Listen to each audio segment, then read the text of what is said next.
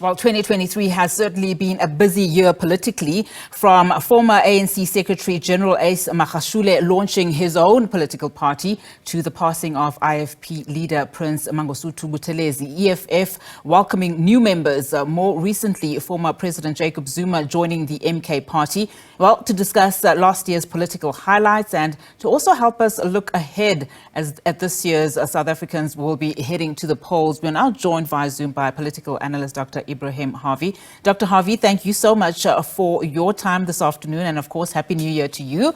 So before we get our thoughts or your thoughts in terms of, what lies ahead in 2024 in the political landscape, what for you stood out in the world of politics, starting with perhaps the 10-year anniversary of the third largest party in the country, and of course, in the latter part of the year, the former President Jacob Zuma backing the MK party and announcing that he would not and could not vote for the ANC or even campaign for it, heading to the elections. Thanks for the opportunity, and Happy New Year to you and to the viewers.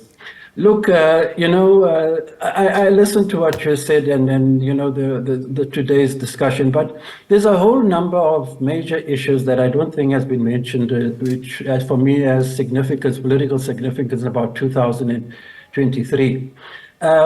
But on top of it all, believe me, and I've been writing about the EFF quite a lot recently.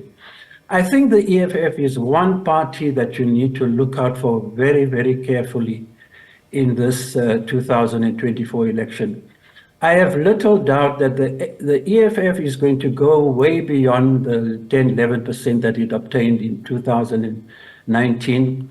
And you're looking at 15, 20, and even more percent. Significantly, you must remember that Jimmy Mani was the chairman of the Zuma Foundation, threw in his lot with Carl Neos, abandoned RITA, the Radical Economic Transformation Alliance, threw in his lot with the EFF. Now, you must remember that when Mani joined, Julius Malema said, Zuma, we are waiting for you.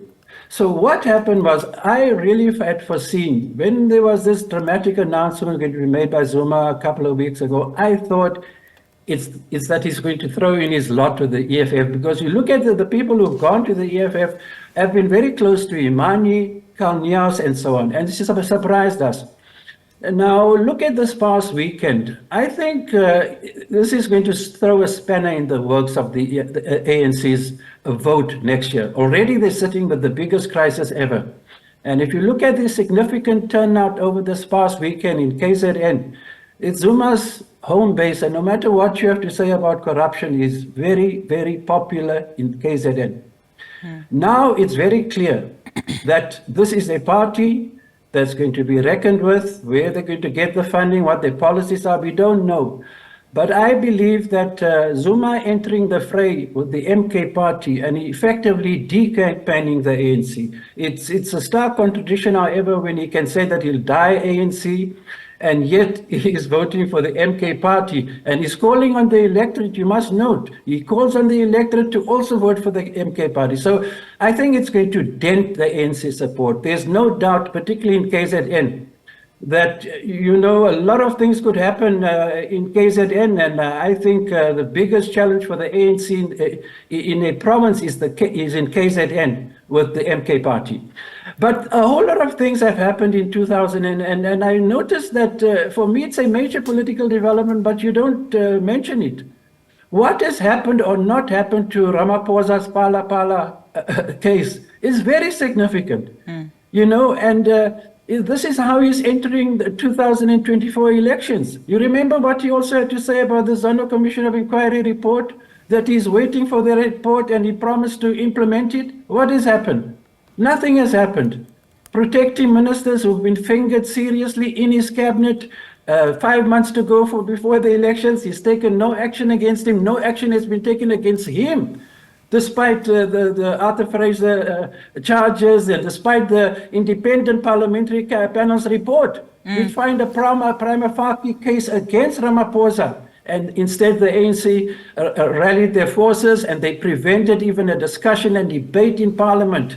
Those are major developments, Yeah. and I'm certain to my mind that it's going to negatively impact. You can see Ramaphosa's running all of them, and he got the Reserve Bank and the SARS, to also basically, collude with his version, of events. Dr. Harvey, to that Yes. point then, let's then talk about where the opportunities lie for opposition parties. I mean, when one considers just the speculations in terms of the demise of the ANC and how it might dip below 50%, and to your point, issues like the Phala Phala one, it doesn't help the ANC. I mean, how then should opposition parties align themselves and, do what they want to do in terms of defeating the ANC? I mean, will it take the Moonshot Pact or the Multi-Party Charter and others to do so? What should the strategy be here for them?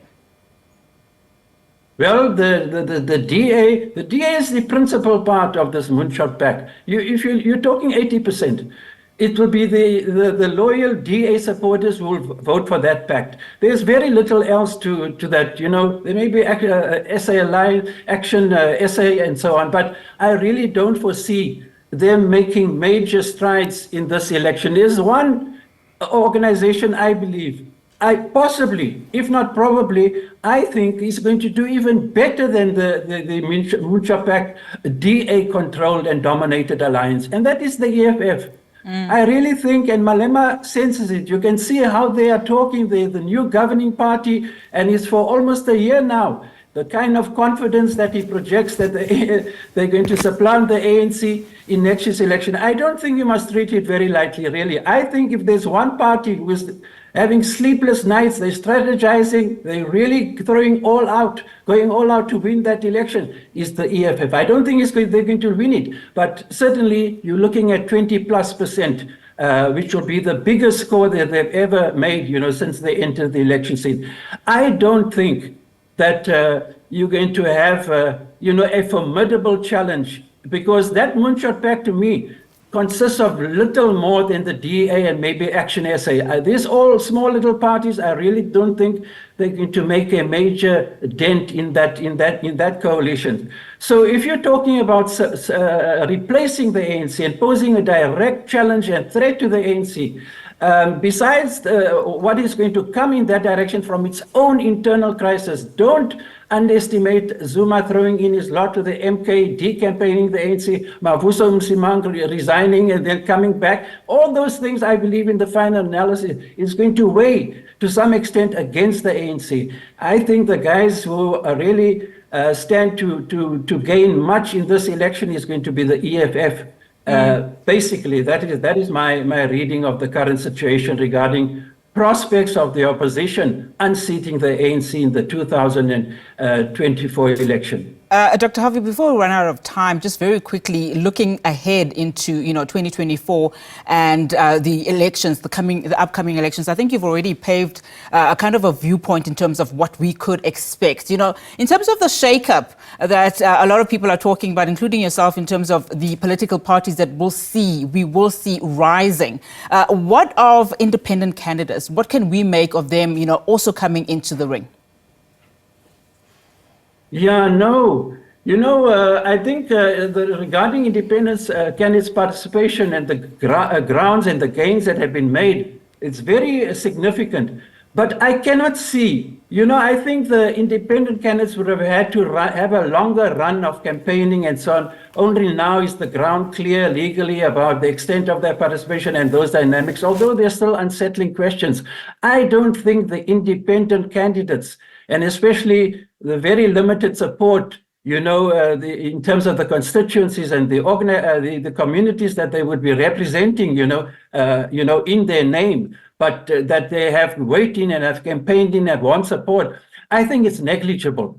I think the independent candidates is likely to make more progress in the following election. I don't think you're going to see much ground being won by independent candidates in the 2024 election. It's too soon.